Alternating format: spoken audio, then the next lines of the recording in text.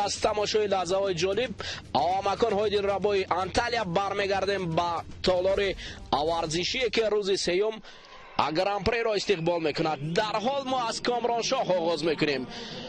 از سه کاراته برنده مدال طلای این مسابقات گران پری اکنون کامرانشاه اوستاپیریان 26 ساله پهلوان با رقیب 22 سالش با رقابت میبراید. پهلوان اسرائیلی یکی از پهلوانان است که نوکک اکنون قدم به گشتن جدا گذاشته است و آنقدر رقابت های دور و دراز نگذرانده است. اکیکا امانا داور ژاپنی به حیث حکم در اینجا پیشنهاد شده است. همگی 55 دیدار انجام داده است. پهلوان اسرائیلی اما خیلی خوب درخشید. با قسمت فینالی حتی در قسمت نیمه نهایی شکست خورد. این پهلوان 22 ساله اسرائیلی که حالا پیراهن کبود به بر کرده است.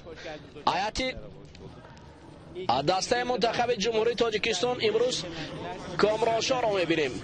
بهر به دست آوردن نشان برنجی این پهلوان 26 ساله تاجیک که 3 مراتبه در همین مسابقات به گرفتن نشان طلا مشرف گردیده است، اکنون امروز نبرد بهر به دست آوردن نشان برنجی است.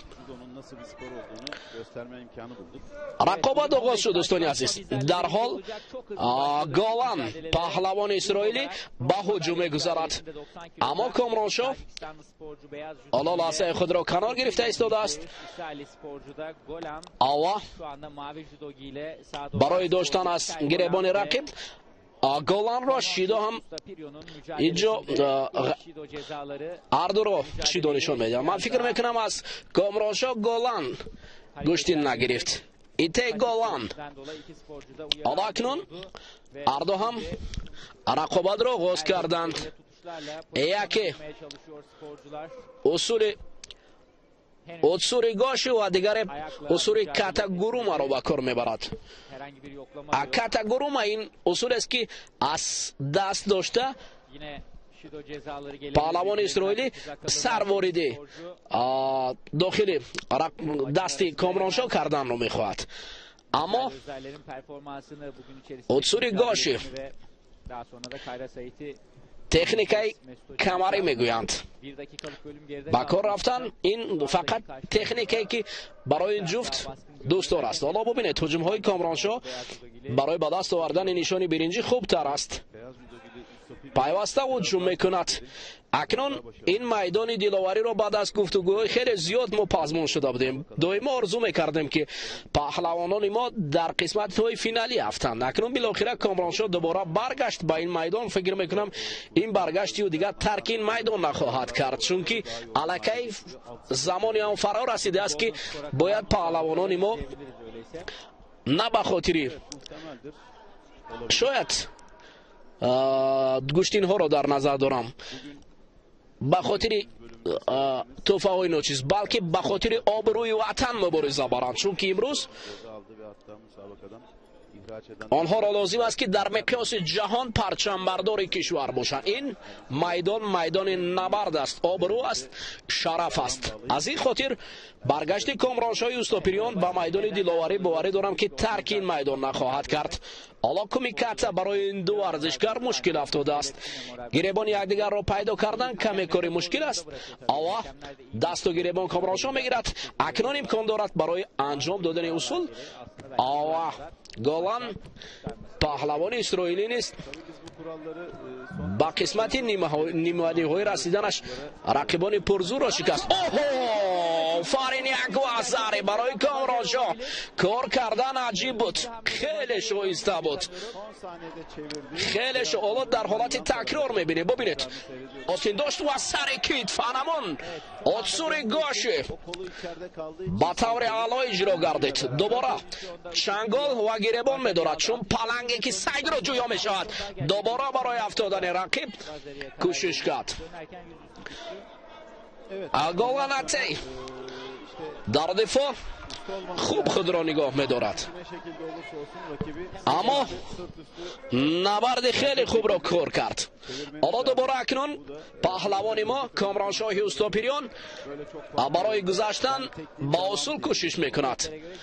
گالان چی این پهلوان است که دست پروری دانشکده تربیت جسمانی به نام جهان پهلوان سید مومن رحیموف باید چون سید مومن رحیموف چنگال داشته باشد.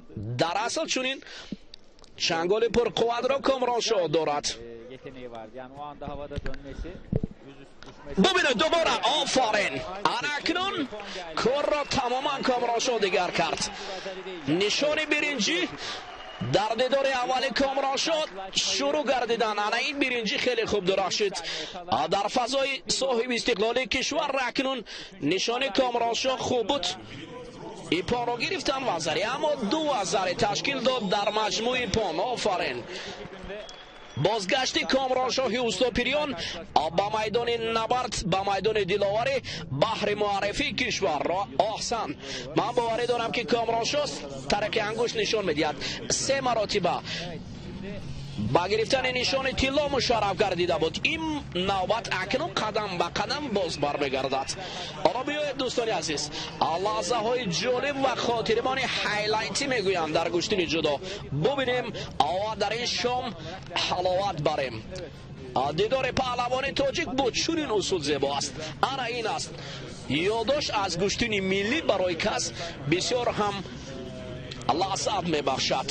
انا این شرف ملت است. انا این نام ننگ ناموس ملت است. انا همین است میدان دلاوری و میدانی که باید پهلوانان ما را به ننگ ناموس آورد. انا این است میدانی که امروز به خاطر او میسازد که کفکوبی کرد. آفرین باور کنید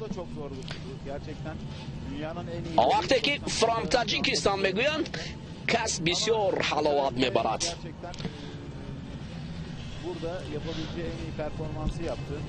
پهلوانان ما خوب هنر دارند فقط باید در مقیاس جهان این پهلوانان به قول دیگر توپ پهلوانان مبارزه برند. اکنون امروز از باخ ما سخن نمیگویم هرچند باخ بود پیش از این. فقط بعد از این پیروزی ما دلگرم میشویم و امید به پیروزی های من بعد میکنیم. باور کنید این پلنگی سید